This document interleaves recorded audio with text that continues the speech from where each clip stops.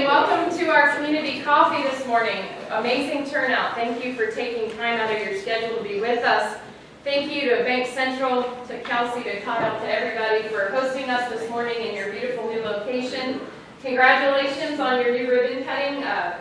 Amazing time for Alva, 3 ribbon cuttings within the last month. Bank Central, the Rusty Bucket, and S&H Insurance. Exciting for Alva. We're going to go ahead and kick off with some announcements about community events going on. If you've looked at your June calendar, you'll see that every weekend in the month of June, we have a major event, and even sometimes more than that. June 2nd, we have Nescatunga Arts Festival, the Mudslingers Shootout, and the ARC Tournament. Charla, would you like to say a couple words? Yes, I would just like to remind them that we might even need some more volunteers. Yeah, this is our 49th annual. We are the longest continuously running arts festival in Oklahoma. We're not the oldest, but we're the longest. But this is the 49th year, so we're really excited about it. Hope you'll come, buy some things, eat some of our food. But we're in the last stages of it. It's going well. Thank you. Brian could not be here, but Mudslingers Shootout and Courtney has another big tournament at the ARC. Last weekend, I believe she had 27 teams, so huge impact on our community. Thank you to everybody who supports that event and goes out to it. The 9th of June, Kids and Cops will host our Pack the Park. Ben. Yes, good morning. For those of you that don't know me, my name is Ben Orcutt. I'm the Chief of Police. There's some faces here I don't know, some that I do. Usually it's good when I don't know your face. So, June the 9th, Kids and Cops will be hosting our Pack the Park event. It started last year. And what we do is we open the park up to get kids out, away from their devices in the summer and outside. Our Kids and Cops program started to bring kids that needed positive influences into their life in contact with police officers. And let them know, we're not just here to take mom or dad or brother or sister to jail. We're here to do good things also. And so Pack the Park kind of came into play because we'd like to do 4 big events every year. We didn't have one in the summer. So what Pack the Park does is we bring people down to volunteer that offer free things for the kids to come and do. Last year we had face paintings. We had the pool be open for free for kids that morning. Anybody that wants to come and swim, the fire department comes and they give tours of their trucks. They spray the water over the pool, which seems to be a big hit. We had one of the church groups gave away free nachos, and man, they gave nachos away all day long. So I don't know how many they went through, but it was a lot. We have a free meal that evening, a hot dog feed. A lot of stuff will be going on. The wildlife department will be helping kids fish. Their fishing poles there and everything. They just have to show up and they'll help them fish in the pond. They have archery things that will be going on. They'll help with that. Last year, National Guard brought a obstacle course. They're coming again this year. We don't know what they're bringing yet. And then that night we end the evening with a movie in the park. We haven't decided on the movie yet, but Ralph will give us the popcorn and the snack, and that's free for all the kids. We have an ice cream truck that comes, and all the ice cream's free to the kids. So we hope to see everybody there. Last year we gave away 500 ice cream to kids, and that was for each kid to have one. So we don't know how many people actually made it in the park, but I can tell you it was packed. So I hope to see everybody there. Bring your kids, bring your grandkids, nieces, nephews, whatever you got. Bring them down there and we'll have fun. I have some flyers here afterwards. If you want to take a flyer and hang it up in your business or pass one out or whatever you want to do, you can do that. So Thank you. The 19th, 22nd, and 23rd, I know April is not here. We're doing the air race on June 19th, and for those of you who don't know what that is all about, Alva is the first stop on the ARC Women's Air Race Classic. We have 56 planes, I think they said 121 pilots, that will be flying in from about 8 to 2, depending on the weather, that day. And they will come in, and some of them will just touchdown, not fully touchdown, will touch base with us, get timed, and they can go on to their next destination, which is in Nebraska, or they can go off the clock, stay here, fuel up, get their planes fixed, do whatever they need to, grab lunch. I know the chamber is going to have a lunch for them if they'd like it, and then they can get refueled and get back on track. So it's a unique day. We're, I think, the first location in the history of the state of Oklahoma to host it. I know Pratt has hosted it for years, but we are the first stop. So if you guys are interested that day, can get out of work for a little while, can volunteer, or can come spend some time with us, I think it'll be an exciting day.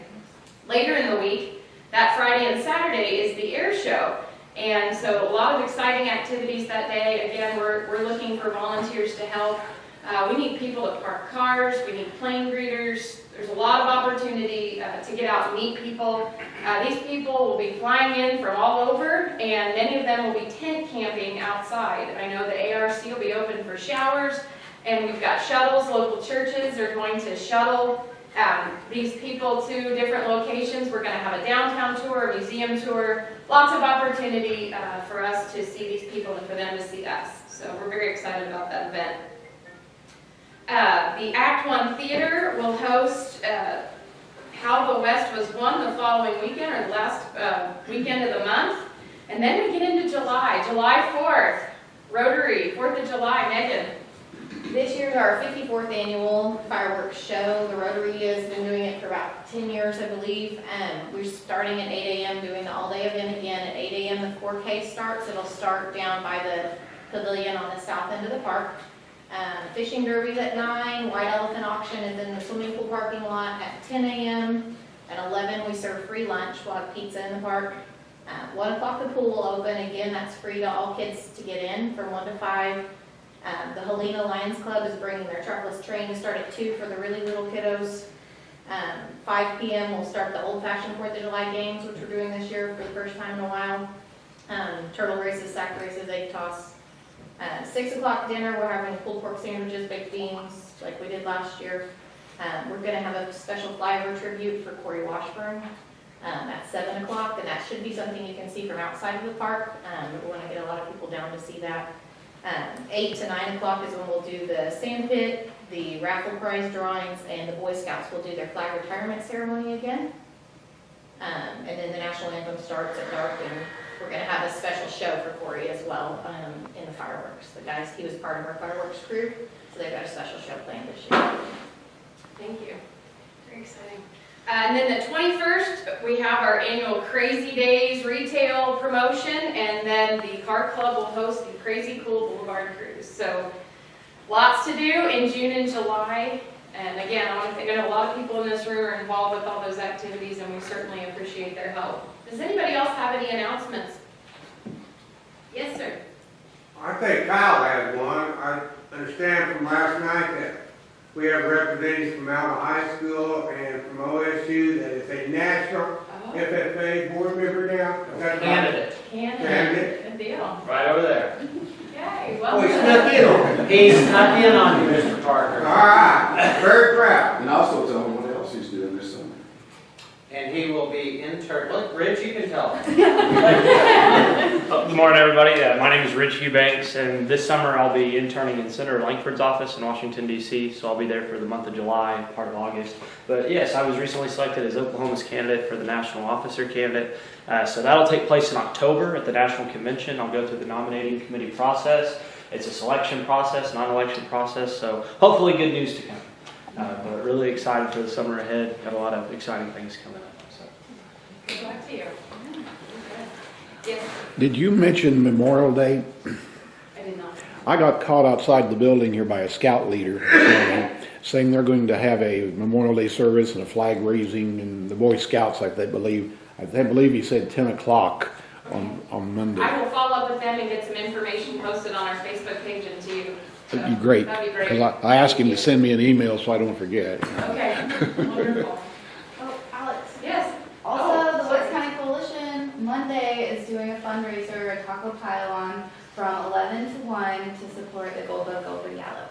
So hope you guys can make it. It's at the First Baptist Church. Thank you.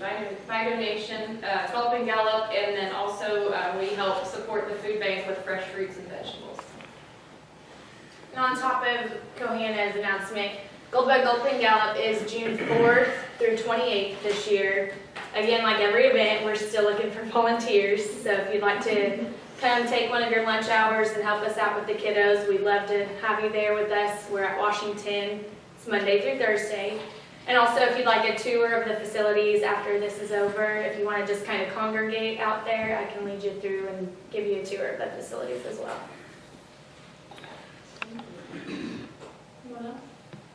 Well, it's my pleasure to turn the stage over to Senator Casey Murdoch to give us a legislative update. So, how are you guys doing today? I cannot tell you how happy I am to be out of session. I didn't put it together till the very end, but I guess we had been there basically for 16 months. That got kind of old. As beautiful as our capital is, it got kind of old. And it wasn't a whole lot of fun. I'm going to kind of back up and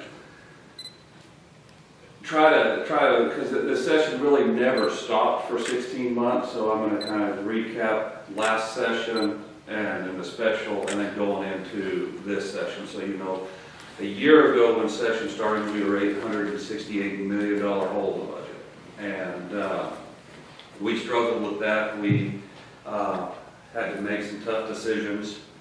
And some of the decisions we made, the Supreme Court decided we couldn't do it, which threw us into a special session to try to find, I believe it's $214 million for the health department. That's a whole nother subject right there. So we went into special session last fall and worked and tried to get things done, and we finished the third special session. We just kept going into special session. We just had so much fun down there, but we could not come up with everybody thinking it's a good idea, and we just, we couldn't get anything done. And so we wound up running this session and special session concurrently during this year's session, and finished up about mid-session. So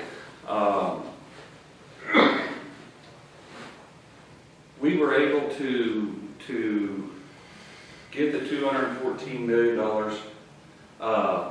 taken care of, and the other thing was OSU and OU's medical school was, they lost, I believe it was at $98 million from federal funding that we had to come up with also. I was a little disappointed in that. Kind of what I've heard that they had not filled out the paperwork for the feds, and that's why they lost that money. And that was a little disappointing. $98 million, I'd have been all over that paperwork, getting that done. So this session, we started out, when session started, it looked like we were going to have a flat budget. Our economy was coming back, and a lot of the measures that we had done that previous session, just trying to fill holes, was taking hold. The cuts we made, the revenue measures that we had done started coming in, and this session looked like we were going to be flat. The end of session, our economy's starting to grow, continuing to grow. We're on the upswing, and it looks like we're on track to put about $300 million back into our rainy day fund.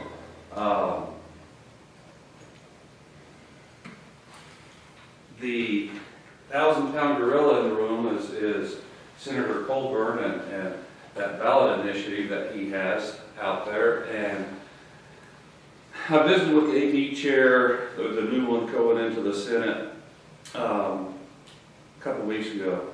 He thinks with the way the economy's growing, that Senator Colburn's ballot initiative, if it passes, it may not affect us that much, just because our economy's growing. But we'll just have to see how that plays out. But anyway, that's I feel like he's probably going to get his signatures, and that's going to be put on the ballot.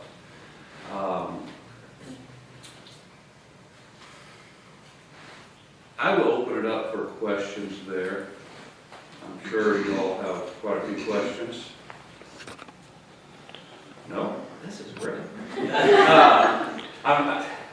Without Carl being here, I don't want to steal his thunder when he comes, so I don't want to make you guys sit through the same boring talk twice in 2 different days, so I'm trying to pick and choose what I'll talk about.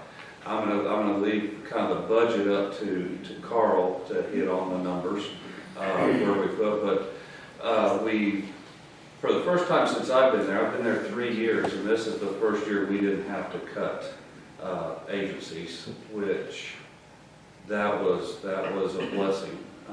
It was, the previous 3 years have been a tough 3 years, have not been easy fun. All we did down there was cut, it seemed like, and this year we didn't have to. It actually, at the start of this year, I said, now I'm tired of cutting. If I wanted to deal with red numbers, I didn't stay at home and ran cows. But this year, our economy's, it's growing. We did some policy. Just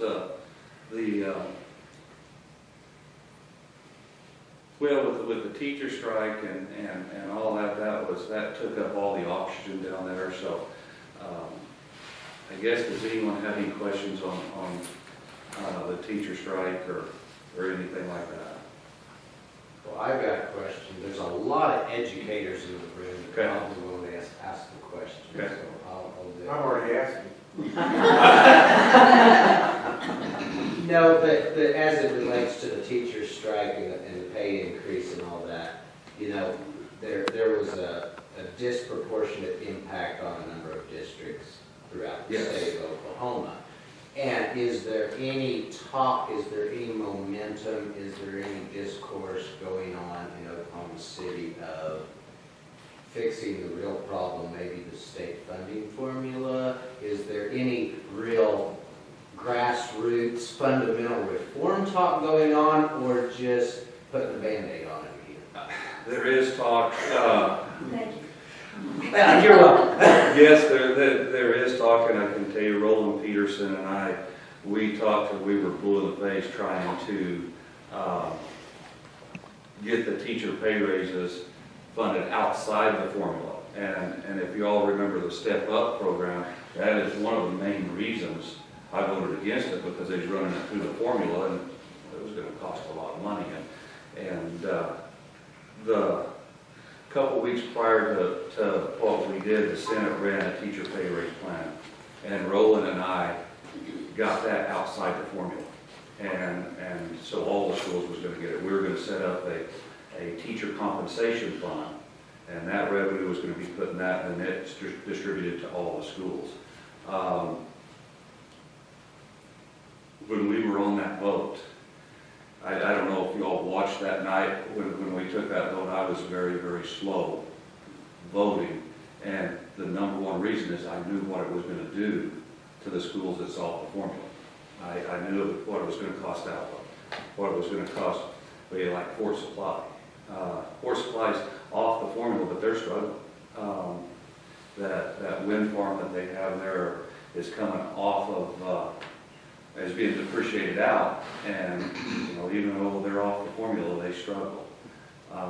Those were the schools that was in my mind when I was voting, and about half the schools in the Senate district's on the formula, and about half's off, and I just kind of had to weigh it out. But yeah, we need to address that because it's not fair.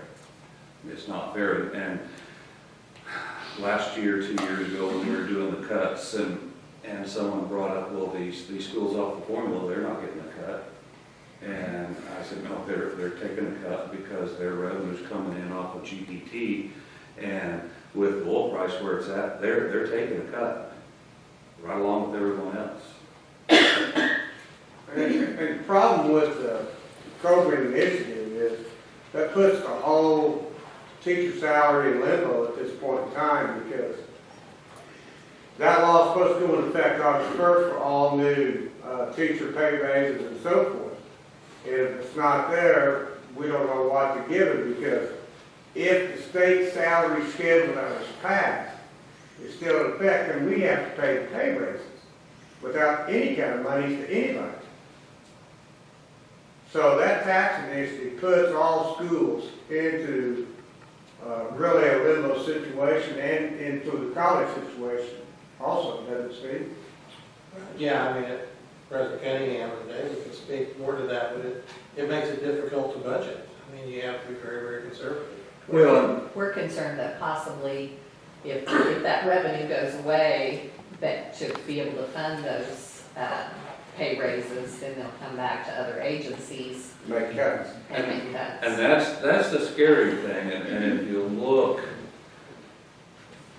policy-wise, what this Colburn deal is going to do, or what it could do if it passes, and this, I'm just gonna give you a 30,000-foot view on the politics in Oklahoma City. If that passes, it could possibly throw us into another special session to come up with funding to fund the teacher pay raise. But we're gonna be doing it with our hands tied, because there's not gonna be one person on the House of Representatives side that's gonna vote for a tax increase. Because the people of Oklahoma just said, no, we don't want you to raise our taxes. So we're gonna be going back into special session, looking at filling this hole without any capability of raising taxes because nobody can vote for it. So then what do we look at is cuts. The other thing that scares me to death, this year we had a senator that ran a bill that would do away with the ag tax exemption. They talked about it in special session last fall, and there was a couple of representatives going through all the tax exemption, and they kind of put their finger on that, and I said, don't even mess with my ag tax exemption. But whenever our hands are tied and we can't raise revenue, and we face another big hole in the budget, I think, rural Oklahoma is outnumbered, and they're going to go after that. And in my opinion, that ag tax exemption will be the death blow to rural Oklahoma, especially District 27, because we are too close to Kansas and Texas, and our farmers will go to Kansas and Texas to buy their materials. Well, what's that do to your Main Street? That kills your Main Street. And that's what scares me as far as the long-term effects of the Colburn effect, is we won't be able to raise revenue, and if we do go back into a major hole in the budget, how do we address that? And, I got beat up because I voted for these revenue packages to give the teachers a pay raise. And what disappointed me, I got beat up pretty bad by a guy I served on the school board with that fell. And what disappointed me was he should have understood what the schools are going through. And he's beat me up because you raised my taxes, you raised my family's taxes. And I said, and I know him pretty well, and I said, does your family own an oil company? And he said, no. I said, well, I guess I didn't raise your taxes. Does your family smoke? No. I didn't raise your taxes. I said, the gas tax, we raised the gas tax 3 cents a gallon. Now, before I was elected, when I was just doing my work at home, I put about 50,000 miles on my pickup. That's checking cows, going down and get feed, but about 50,000 miles a year. At 16 miles a gallon, that 3 cents a gallon increase in the fuel tax cost me $1.81 a week. $93 a year. Let me tell you guys, I spend more than that buying blue and gold sausage supporting my schools than that gas tax was going to cost. And I said this during the Senate campaign. We were at a point in Oklahoma. I mean, things are turning around and looking good now, but at that time, we have to make the decision. Do we want to invest in Oklahoma? Do we want to invest in our infrastructure? And that's not just roads and bridges. That's our prisons. That's our education. That's across the board. Now, is there waste down there? Yeah. And evidently they just found a big pile of waste. But I don't think there's going to be enough found to fix all the problems that we have in the state. DOC's asking for $1 billion they've got to build prisons, or at least fix the ones that they've got.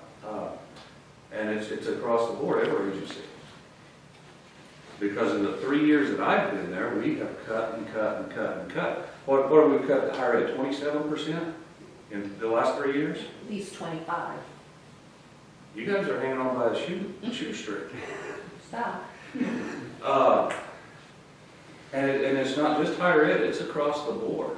And you know, it's time to make some decisions, but I think, you know, where our economy's going, I think we're about out of the woods. But it just scares me what this Colbert effect may do. And when I had teachers visiting me, for the teachers in the room, at the Capitol, I had to say, you know, the 1,000-pound gorilla in the room, that's Colbert. He's the one that could take this away from you. And I said, you know, the 36,000 teachers that's out on the yard, out on the lawn right now, this summer, what they need to do, and you guys too, is you need to go talk to your neighbors and knock doors and sell your case house by house and let them know what education needs and that you need this, because it's not lobbying your representative or your senator, it's lobbying your neighbors and selling them that we need this revenue in the state of Oklahoma. And I'll do it for you guys. I told the teachers from Guyman that I would give them my walk list, I'd help them organize, and help them get out and sell their case, and just let the people have an educated vote when they go. Have them know what's at stake with this vote.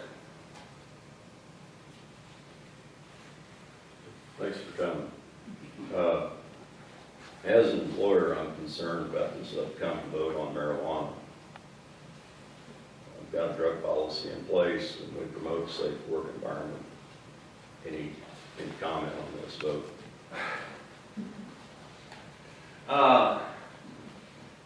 It's a horrible, horrible idea. It scares me to death. I don't like the path that we're fixing to take. And I had my last days and issues in Guyman, they brought it up, and I said, you know, look, this is going to be up to the voters.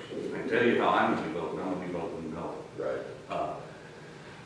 One reason we may go back into special session is if that passes, we will go back in and we'll start regulating.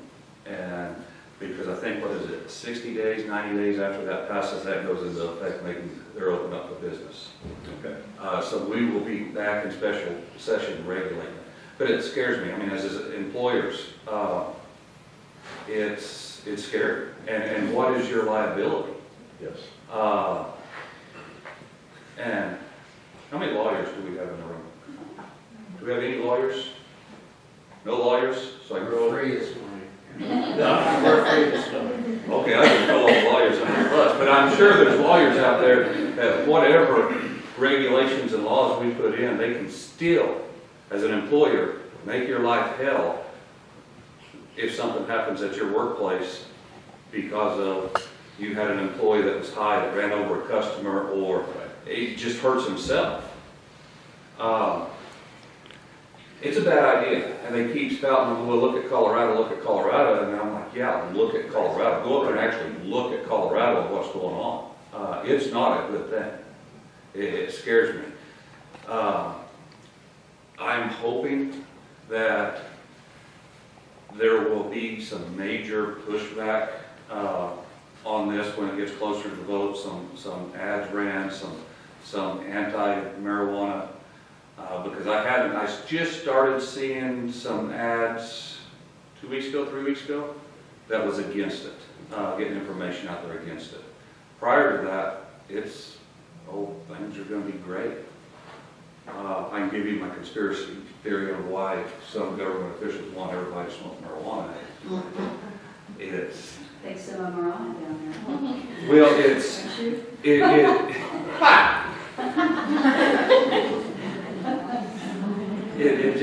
makes the public pacifists, and they just happy to be there.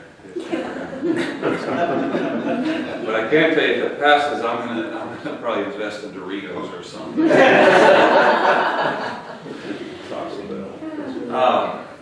But no, it's scary, and we're gonna. I'm so scared of it that I don't know what kind of regulations we can put on to protect you. I mean, we're gonna try, we're gonna do some stuff, but, the best thing we do is vote no. Vote no.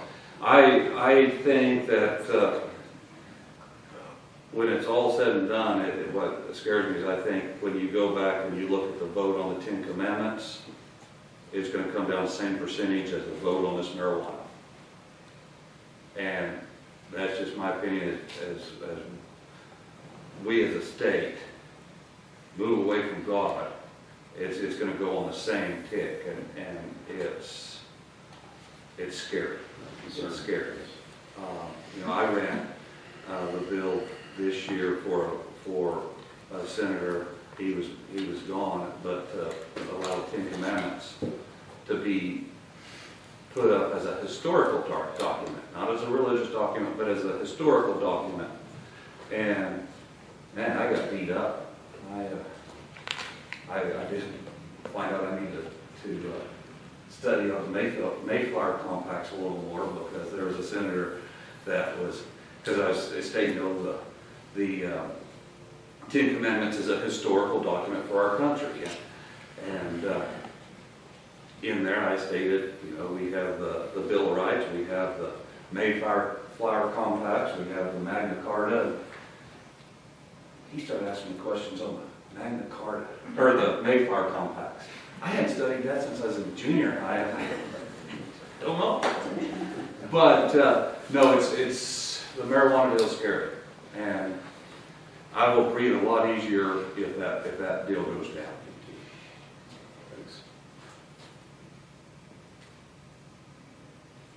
So is it a bill or state question? It's a state question. Because as an optometrist, there's a state question we want to get into. So we'll get behind you as far as a no for everything.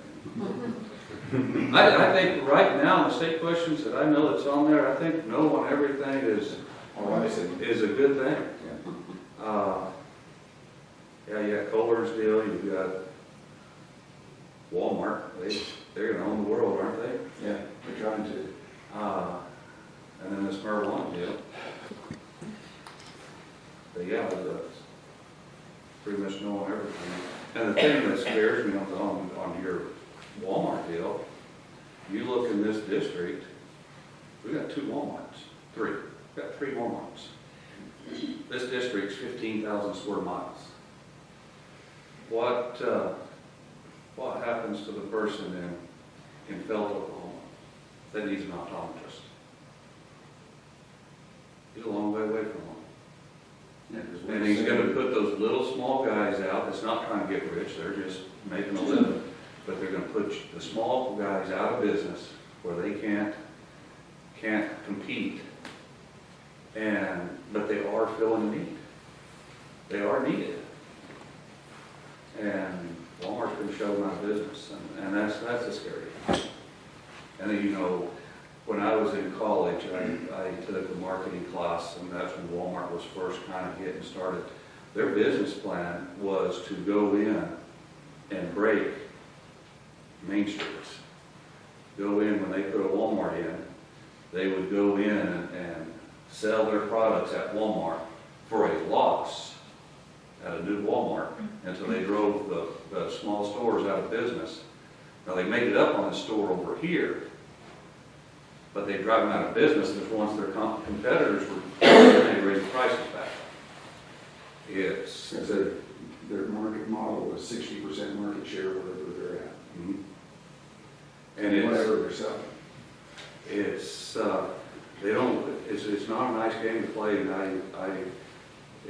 I'll tell you all, you all need to vote no on that one too, because it will put you out of business or make your life hard. Yeah. Well, it's like in other states where they've gone in and done what they want to do, which is the only thing Oklahoma law prevents them from doing is what they want to do. Because there's Lynn's Crafters and all other kinds of opticals in Oklahoma that play by the rules, but they don't like the rules that they can't go in and give stuff away, because you can't, an optical product, lose money on it, because you have to make the majority of your money selling optical services and product. Well, if you're losing money on all of it, you can't stay in business. But if you lose money on it to drive somebody else out of business and sell more lawnmowers over here, then you can run him out of business. So it's just, they can't play their game. If they were just open and do what their thing by the rules, we'd all be okay with competing with them.